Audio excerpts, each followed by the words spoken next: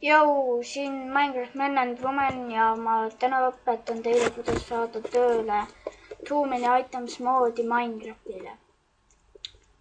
Esiteks minge Google'sse ja kirjutage download Too Many Items 1.3.2.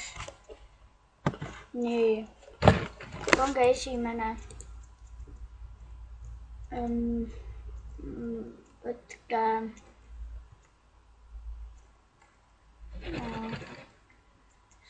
mingi täiega läheb, nii et nii.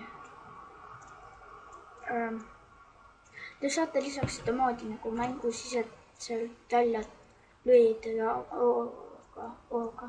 Nii, võtaks siia. Oodake 5 sekundit.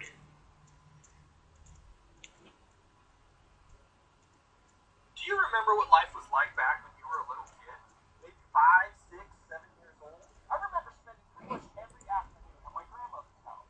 She lived just a few blocks away from my elementary school, so my brothers, sisters, and even some cousins and friends would all hang out there after school until our parents picked us up after work. Her house was awesome. It was a small house that had a huge yard with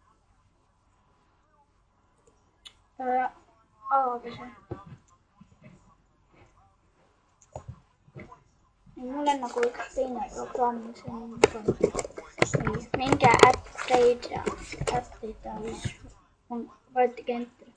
Minecraft, avage PIN, võtke vot see Minecraft.jar. Nii, aga jaa. Kui teil on siin metaint kuskil siin, siis kustutage see ära, aga kui teil peab Minecraft kinni olema.